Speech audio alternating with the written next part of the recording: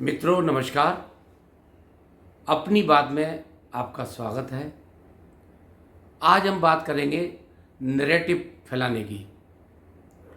जितना ज़्यादा से ज़्यादा झूठ फैलाया जाए उतनी सीटें हासिल करने के लिए सबसे फायदेमंद कांग्रेस और सपा को यह मार्ग दिखाई देता है।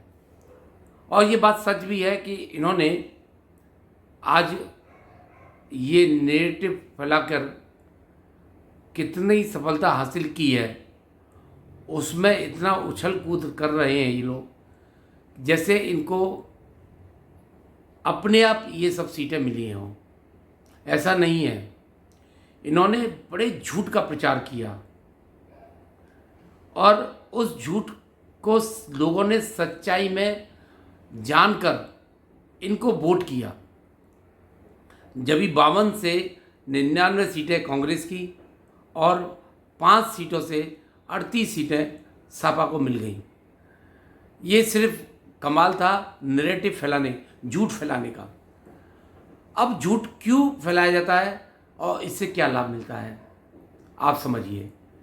हमारी देश की जनता बहुत जल्दी इन नेताओं के भड़काऊ भाषण और झूठ के प्रचार प्रसार में उसको सच मानकर वोट देना शुरू कर देती है, जबकि सच्चाई दूर दूर तक नहीं होती है और झूठ इतना होता है कि वो सच की जगह स्थान ले लेता है।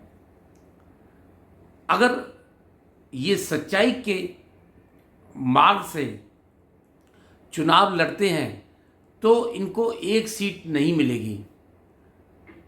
वो कांग्रेस का युवराज कभी अडानी अंबानी को लाता है, कभी संविधान खतरे में लाता है, कभी आरक्षण को समाप्त करने की कल्पनाएं प्रस्तुत करता है, और यही हाल अखिलेश यादव का है।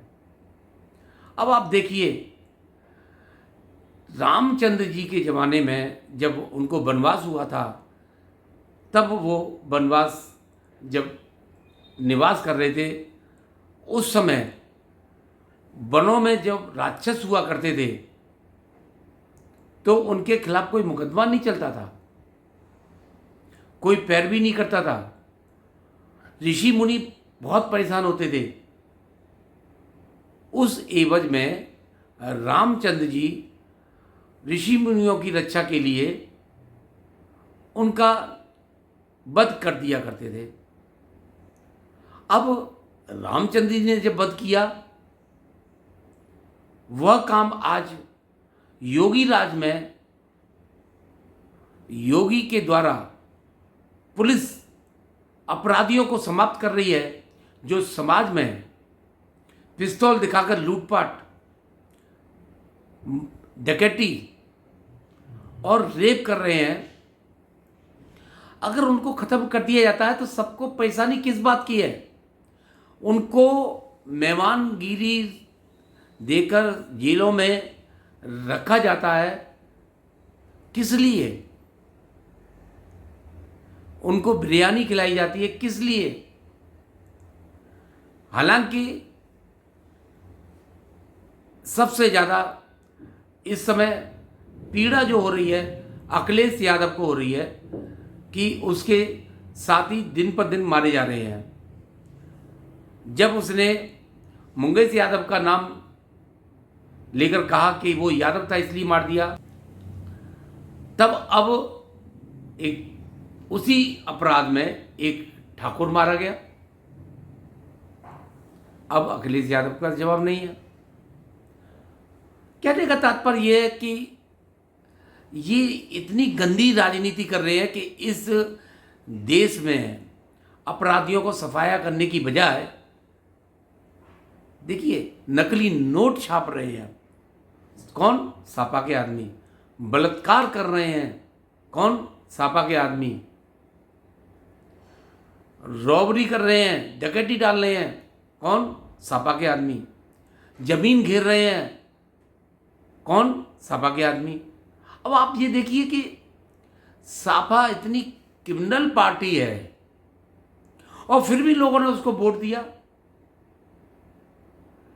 ये सच मान के कि आरक्षण खत्म कर दिया जाएगा।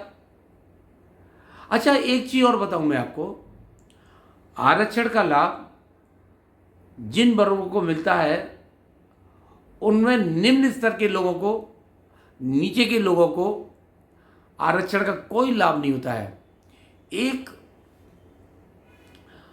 आरक्षण जो लाभार्थी हैं उसमें एक वर्ग ही उसका लाभ उठाता है।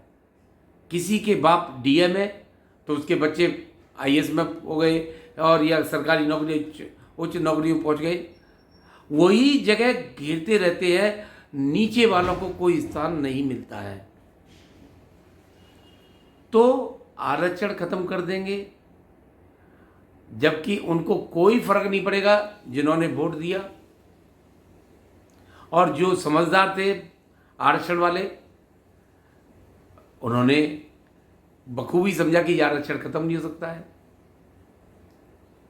तो मित्रों, जितना नैरेटिव फैलाएंगे उतना ही वोट इनको हासिल होगा। ये ऐसा हमारा भारत देश बनता जा रहा है, और अफसोस इस बात का है लोग बाग उनकी बातों में आ रहे हैं। हमारा देश ऐसे ही गुलाम नहीं हुआ था, ऐसे चरित्रहीन नेताओं के कारण ही हमारा देश 800 वर्ष गुलाम रहा। सोने की चिड़िया कहलाने वाला ऐसे नहीं गुलामी सही है। इन मूर्ख नेताओं के द्वारा जिस तरह से नैरेटिव फैलाया गया, और मोदी जी जैसा ईमानदार जिसके आगे न पीछे, हालांकि पीछे उनकी पूरी फैमिली है लेकिन उस फैमिली से कोई लेना देना नहीं है, कभी मिलने नहीं जाते हैं, उनकी माँ थी, माँ से मिलते थे। और ये लोग तो परिवारवादी है, सब अपने परिवार का भला सोचने वाले हैं। एक केजरीवाल है, ढोंगी है, वो तो बहुत बड़ा नाटकबाज, उसको कहना चाहिए। आज उसका मैंने भाषण सुना था, अपने सदन में दे रहा था, वो विधानसभा में, इतनी नौटंकी करके बोलता है कि जैसे दिल्ली को उसने स्विट्जरलैंड बना दिया था और बीजेपी ने उसके जेल जाने के बाद खराब कर दिया। कह रहा है कि सड़क में गड्ढे करवा दिए बीजेपी ने, स्कूल बंद करा दिए हैं, दवाइयाँ बंद करा दी हैं। किस तरह की बातें करता है, सच में उस जैसा नैरेटिव फैलाने वाला इतना धूर्त व्यक्ति आज तक, और इतनी मीठी तरीके से बातें करता है, इतने मीठे तरीके से। देखिए, हमारे नेता कई तरह के हैं। कांग्रेस का युवराज, वो तो उत्तेजना में बात करता है। राव और अखिलेश यादव, वो व्यंग कस के बात करता है। और केजरीवाल बहुत मिठास के साथ गाली दे देकर, कोस कर, अपने को ईमानदार कह के ऐसे करता है जैसे कि ईमानदारी का सारा सर्टिफिकेट उसके पास हो। सबसे भ्रष्ट बेईमान अगर कोई है जो सदाचार का आचरण ओढ़े पार्टी में आया था, आज उसकी हालत आप देख सकते हैं। जो कहता हो कि अगर जरा सा भी आरोप लगे तो इस्तीफा देना चाहिए, ऐसा कह रहा है कि मैंने तो बहुत बड़ा त्याग कर दिया। मैंने, पहली बात तो ये आईआरएस नहीं था, इनकम टैक्स में ज़रूर काम करता था लेकिन आईआरएस नहीं था। हाँ, ये आईआईटी से पास था, ये बात तो सच है, लेकिन अपने को आईआरएस, लोग कहते हैं आईआरएस था, ये आईआरएस नहीं था, इनकम टैक्स में काम करता था। और इस्तीफा क्यों नहीं दे? आज उस जैसी नौकरी के, इसके यहाँ नौकरी काम करते हैं, नौकर रहे इसके, आईएएस इसके नौकर है, तो ये क्यों नौकरी नहीं छोड़ेगा? बड़ा भारी एहसान करता। मैंने तो कोई चपरासी नौकरी नहीं छोड़ता है, मैंने उसका त्याग पत्र दे दिया। अरे मूर्ख, तूने त्याग पत्र इसलिए दिया कि तेरे तो हाथ बांध, सुप्रीम कोर्ट ने हाथ बांध दिए थे, तू कुछ कर नहीं सकता था। सचिवालय जा नहीं सकता था, सिग्नेचर कर नहीं सकता था, कुछ कर नहीं सकता था, तेरे हाथ पैर तो काट दिए थे, और फिर कह रहा है कि मैं इस्तीफा दे दिया। इस्तीफा नहीं देता तो क्या करता? मूर्ख कहीं का। ये सच बता रहा हूँ कि मूर्खों की दुनिया में हम लोग जी रहे हैं।